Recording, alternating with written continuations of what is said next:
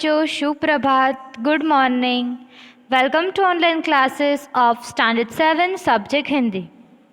तो कल हमने क्या किया था? रिवीजन किया था ओणम के त्यौहार का प्रश्न सवाल के जवाब। तो ठीक है, तो आज हम फिर से रिवीजन ही करेंगे। तो आज चलो शुरू करते हैं। पहले अब है दूसरी एक्टिविटी, नीचे दिए वाक्यों को पढ़कर सही या गलत कहिए। वो तो हमारे सिलेबस में है नहीं, तो वो हम नहीं करेंगे। फिर देखो, पढ़ो और समझो, सी, रीड एंड अंडरस्टैंड।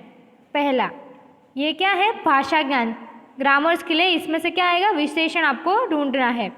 सुंदर तितली, तो क्या है तितली? तो वो है सुंदर, तो वो क्या आएगा? विशेषण। इधर ये विशेषण आएगा। मोटा लड़का, तो लड़का कैसा है? मोटा है, तो वो है उसका विशेषण। लाल अनार, अनार है पर वो कैसा अनार है? लाल, तो ऐसा आएगा।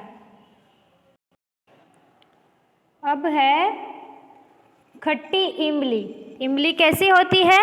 खट्टी, तो वो है उसका विशेषण। 10 रुपये, कितने रुपए थे? 10, ये भी उसका विशेषण हुआ। 5 आम, जो संख्या में हो या कोई चीज़ हो जो कैसी हो, दिखती हो, उसे क्या बोलते हैं हम? विशेषण। अब नीचे दिए गए वाक्यों में से विशेषण शब्द ढूंढकर लिखो।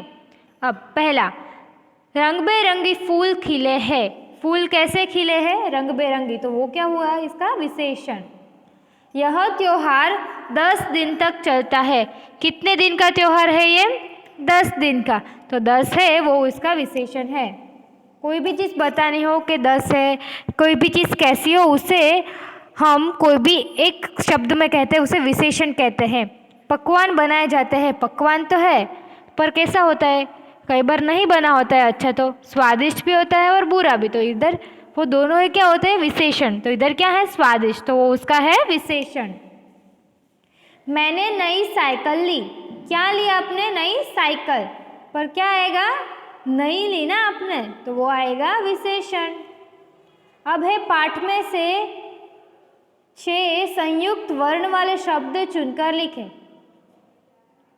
ठीक है, तो ये तो हमारा है नहीं, तो ये हम नहीं करेंगे। फिर है मिलान करो, ये भी नहीं है, ये हम नहीं करते। अब नीचे दिए गए शब्दों में से विलोम चुनकर लिखो। Choose and right the opposite of it. नया तो विलोम यानी कि ऑपोजिट, नया तो पुराना। सुखी, दुखी, धरती, आकाश, आशा तो निराशा, आगे तो पीछे, उसका ऑपोजिट, उसका उल्टा करना है। विशेष है, ये तो बहुत विशेष है, तो उसको क्या? साधारण, तो ये थे उसके विलोम शब्द।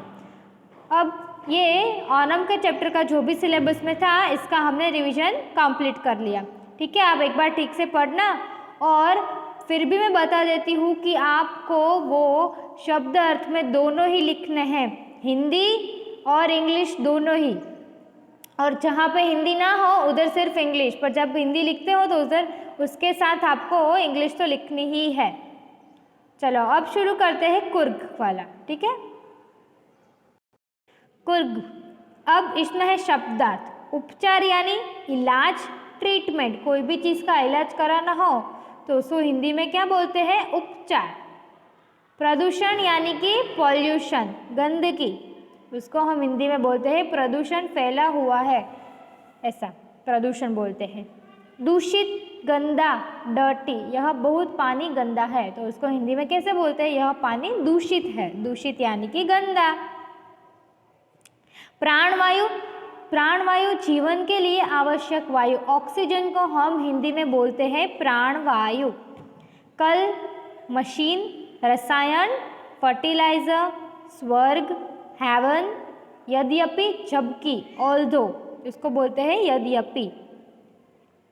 अन्न, अनाज, ग्रेन, धरा, धरती, अर्थ, रक्षा, सेव, संभव, पॉसिबल, उपजाइए, ग्रो, कोई भी चीज़ को उगाने उसको क्या बोलते हैं? उपजाइए। उद्योग, इंडस्ट्री को बोलते हैं उद्योग। वायु प्रदूषण यानी एयर पॉल्यूशन, वायु यानी कि एयर। ठीक है, अब नीचे दिए गए प्रश्नों में के उत्तर दो। कल कारखाने में क्या फैला रहा है? तो कारखाने से क्या होता है? हमें प्रदूषण रोग होते हैं। दूषित हवा कौन ले लेता है? दूषित हवा पेड़ ले लेते हैं। धरा प्रकृति कैसी है? खाद, रसायन और दवाएं, ये है धरा प्रकृति। संसार स्वर्ग कैसे बन सकता है? अगर रोग प्रदूषण मिट जाए तो संसार स्वर्ग बन सकता है। पेड़ दूषित वायु लेकर कैसी वायु देते हैं? पेड़ दूषित वायु लेकर प्राण वायु देते हैं, यानी कि ऑक्सीजन। दूषित वो ले लेते हैं ना, हमने पहला अपने को पढ़ा होगा कि वो पेड़ है वो कार्बन डाइऑक्साइड ले लेते हैं और क्या देते हैं? ऑक्सीजन। तो इधर क्या आएगा? वो दूषित वायु लेकर हमें प्राण वायु देते हैं। जल प्रदूषण कैसे होता है? कारखाने, मिल, उद्योग से गंदा पानी निकलता है, वो नदी में जाकर मिलता है तो उससे जल प्रदूषण होता है। तो जो कारखाने, मिल और उद्योग से जो गंदा पानी होता है वो क्या होता है? वह नदी किनारे होता है, तो वो सीधा ही नदी में जाकर मिल जाता है, तो उससे क्या होता है? जल प्रदूषण होता है। स्वस्थ संसार कैसे बन सकता है? तो अगर हम अधिक अन्न उपजाए, इससे हमें ताकत मिलती है। इधर तो उपजाएंगे तो हम उसे खाने से ताकत मिलती है, तो इधर खाना भी आप लिखना कि उसे खाने से हमें बहुत ताकत मिलती है, पहला पॉइंट। और दूसरा, और रोग प्रदूषण मिटने से स्वस्थ संसार बन सकता है। अगर वो मिट जाएगा तो स्वस्थ संसार बन सकता है। ठीक है, कविता की पंक्तियाँ पूरी करो। शहरों का ये गंदा पानी करे प्रदूषित जल मन मान, करके हर संभव उपचार रक्षा करो जीव संसार। तो ये तो आपको पढ़नी ही है।